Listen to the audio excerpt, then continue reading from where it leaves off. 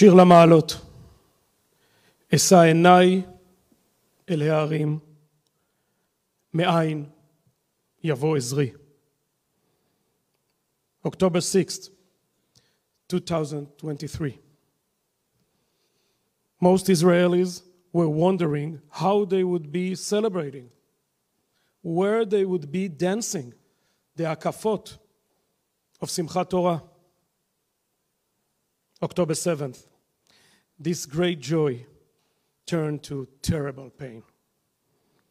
Shabbat, at 6:29 a.m., our whole country was torn apart by red alert sirens. A war started. During a holy day, Israel was under attack.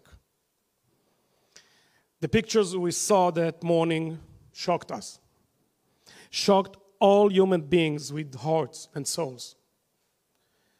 What we saw was nothing less than the devil on earth. The devil invaded Israel. The devil murdered and raped young women.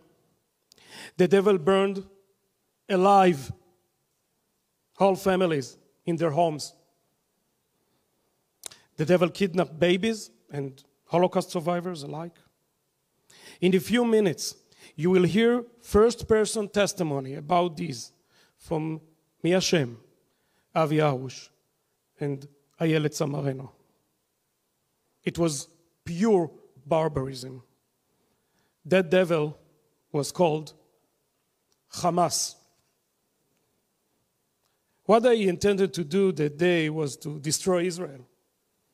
They wanted to commit genocide.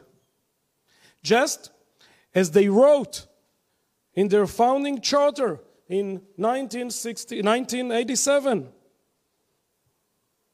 destroy the state of Israel and build an Islamist state instead. Well, as you know, it wasn't the first massacre of our country's history. We have known many since 1920. It was certainly the cruelest one. Well, if someone thinks the Jewish people will ever forget or forgive this, they are wrong. If someone thinks we will apologize for defending ourselves, they are wrong. We will never forget the faces and the cries for help from Sderot, from Ofakim, from the kibbutzim, from the Nova Festival. We will never forget what the monsters of Hamas did to our children. And we will never forget and we will never forgive. We will eliminate Hamas. In the months that followed October 7th, we mourned and we grieved. But we also discovered the beauty of Israel and the Jewish spirit, beauty that we hadn't seen for far too long. In our darkest hours, we mourned as one nation, without differences.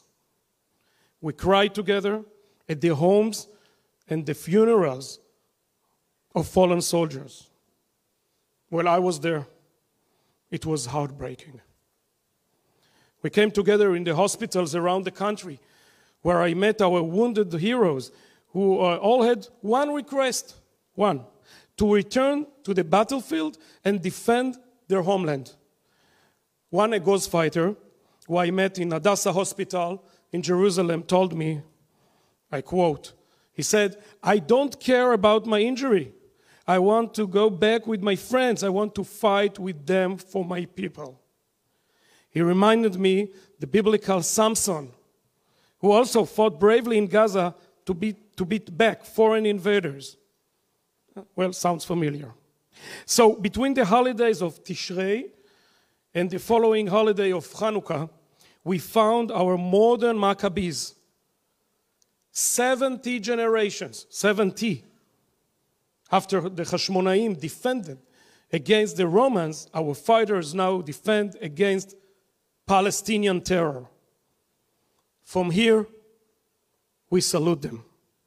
We embrace and support them always. Friends, this past year has been difficult for Israel. We have cried and mourned as one family. But it has been incredibly challenging for the Jewish communities here in the United States as well.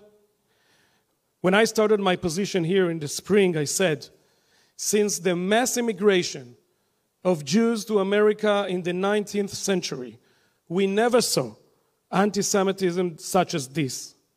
The pictures we see from campuses today bring to mind 1930s Europe. Well, this is a direct threat to Jewish and Israeli students, of course, but also to all of America.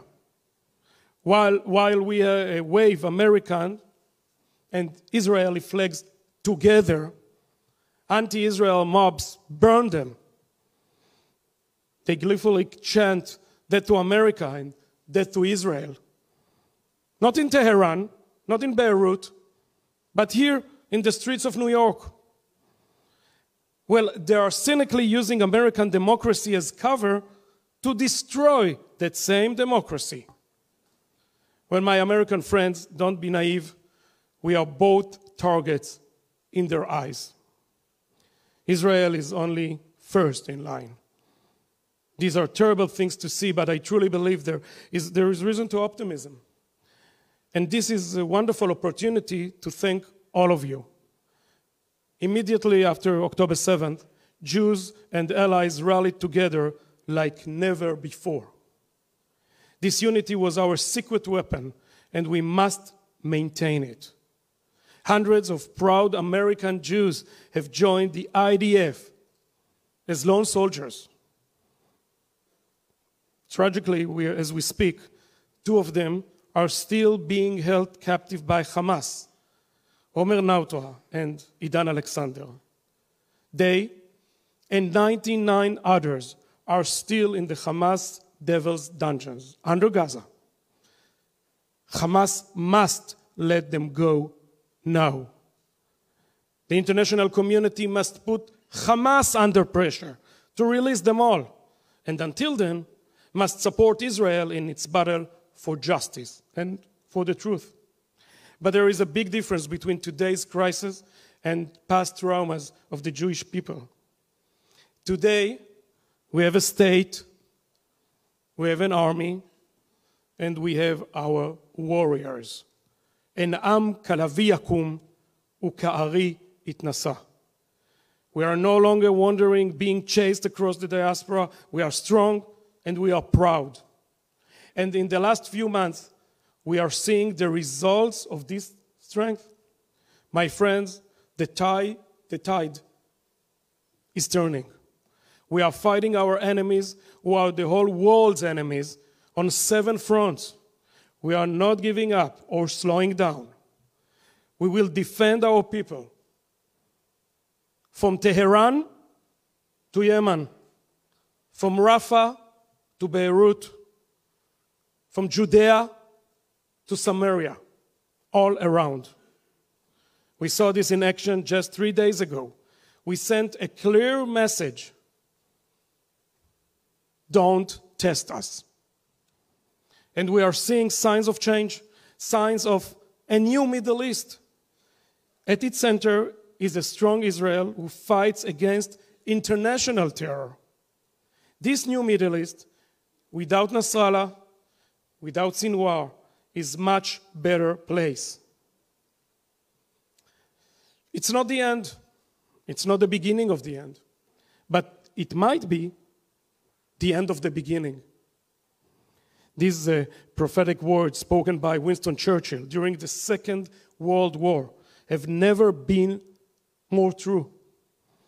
This great leader stood, I must be honest with you, alone. He stood alone against the Nazi axis of evil. Now, Israel stands almost alone against the Iranian axis of evil. We will defeat Hamas and Hezbollah as the Allies defeated the Nazis and as America defeated Al-Qaeda.